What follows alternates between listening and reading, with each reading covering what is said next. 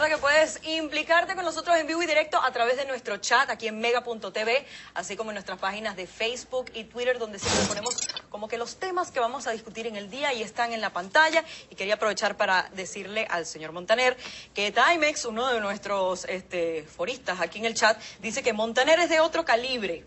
Y también pues extender saludos a Emily, Coco, Timex, el Diablito, Mana, y decirles que Ponchito, a los que no saben todavía, está súper bien en Paparazzi. Y se le nota además, es evidente que sí, está muy bien. De verdad que está en su ambiente, le deseamos toda la suerte del mundo, sí, muchos besos. Gracias por implicarse con Carlos, eso es de ustedes. calibre muy ambiguo, ¿eh? No sé qué sea, muy un calibre, no, calibre 22, pequeñito. Súper respetuoso, concha. Carlos Alberto Montaner, la semana pasada en María Elvira Live, en un programa de esta casa, se dijo que Lincoln era homosexual. ¿Qué evidencias hay de eso? Pues me quedé con eso y dije, bueno... El presidente Lincoln. Cuidado, no vayan a decir que Lincoln Díaz Balart. No, cuidado, con todo respeto. Es de una heterosexualidad sí, feroz. bastante marcada. Feroz. No, yo no me refiero. No, realmente fue un comentario. Primero hay que hacer una aclaración. Lincoln es uno de los dos grandes presidentes de la historia de este país. El primero es Jefferson y el segundo es Lincoln. Esto es una de las...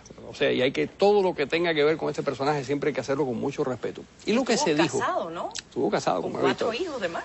No, se le morían y tuvo muchas... Yo pensé que te iba a decir, se le morían, lo reponían. No. Pero el conflicto de Lincoln, que se dijo desde la época en que él era un hombre joven, comienza cuando él llega a los 22 años a Illinois, a un pueblecito de Illinois, y empieza a convivir con un joven que tenía una tienda que se llamaba Green, de apellido. Y en ese lugar, que era aparentemente pobre, había una sola cama y dormía en esa cama durante un año, qué sé yo. Bueno, ahí la hipótesis es que la pobreza era lo que hacía que, y las costumbres de la época, que las personas compartieran un lecho. Pero después, ya con 28 años, él se va a otro pueblo y ahí establece una relación muy curiosa con un señor que se llama Joshua Speed. Con Joshua Speed, una relación, según los biógrafos, es la única persona con la que tuvo una relación de intimidad y de amistad muy grande. ¿Ese es el que era su guardaespaldas? No. ¿O no? Ese era otro. Era otro. No. Joshua Speed incluso Joshua Speed tenía una posición económica mejor que la de Lincoln en ese momento. Y duermen en una cama doble durante 4 años. Ahora, eso no es suficiente para que los biógrafos aseguren que se trataba de una relación homosexual, ni mucho menos.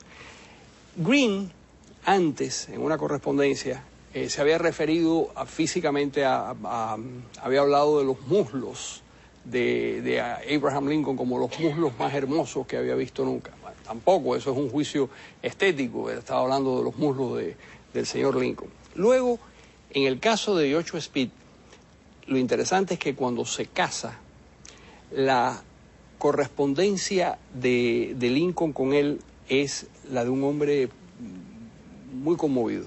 Y las despedidas no son las frecuentes entre dos personas del mismo sexo.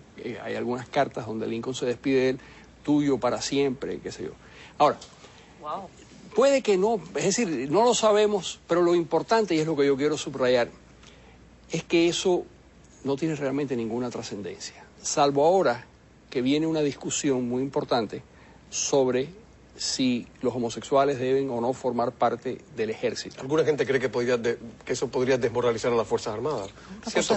Una cosa ridícula. Él fue el jefe de las Fuerzas Armadas, como comandante en jefe en la Guerra Civil, que fue el conflicto más importante de la historia de los Estados Unidos. Y si fue gay o si no fue gay, la orientación sexual no tiene ninguna importancia.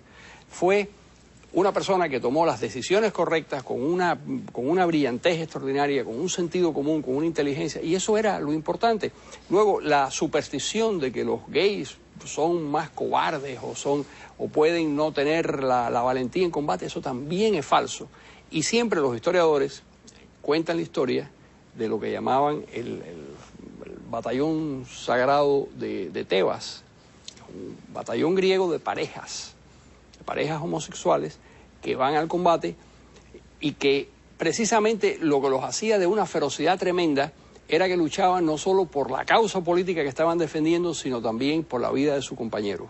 O sea, eran imparables. Eran absolutamente máquinas. imparables. Y hay una batalla famosa de donde eran 300 personas, donde mueren 250. Y se hablaba también de las amazonas, ¿no? En una contraposición de las mujeres que decían que ellas eran lesbianas. Pero lo que pasa es también, que las amazonas entran más dentro del capítulo de fantasía. la De la fantasía, mítica, claro. de la fantasía. Lo otro está documentado por la historia. Pero es importante recordarlo porque se ha aprovechado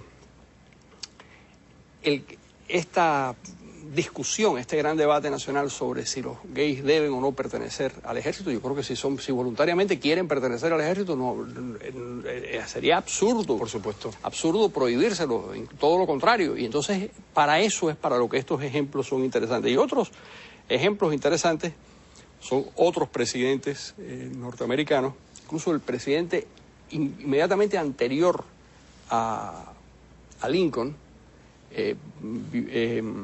Buchanan, James Buchanan, también tuvo una relación, ahí sí parece, no también, es decir, en el caso de Buchanan sí parece que fue una relación mucho más clara con Rufus King. Rufus King fue un senador que llegó a ser vicepresidente de los Estados Unidos. Y hay una cosa interesante en la historia de Rufus King, y es que es el único caso en la historia de los Estados Unidos que jura su cargo, primero fue vicepresidente o después fue vicepresidente, jura su cargo de vicepresidente en Cuba.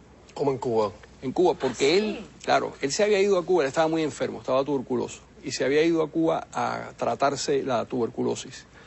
Y pensaban que el clima cubano con una humedad terrible... Pero la humedad lo mataría más, claro. Me imagino, pero bueno, incluso la razón por la que él jura el cargo es porque el Congreso de los Estados Unidos, en vista de que se está muriendo en Cuba, lo autoriza a jurar el cargo para que muera como vicepresidente de los Estados Unidos. Pero lo cierto es que el hombre no muere, el hombre llega a regresar a los Estados Unidos y muere mucho después. Este se llama William Rufus King.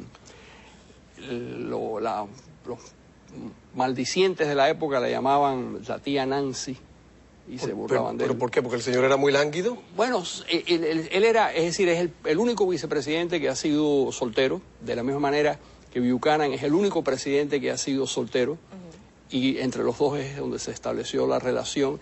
Y los políticos de la época, que como los políticos de todas las épocas, pues, incluso aunque fueran del mismo partido, eran capaces de decir cosas tremendas. Y además los políticos siempre alardean de la familia. Creen que le vamos a votar porque parezca una familia maravillosa. Mentira, puede ser un desastre la familia. Claro, puede ser un desastre. Pero está súper interesante eso de Nancy, porque yo siempre me pregunté acá en Estados Unidos que uno aprende aquí el idioma Nancy, y además... Nancy Reagan, la astróloga. No. Eso de la tía Nancy. La ya, me quedé con...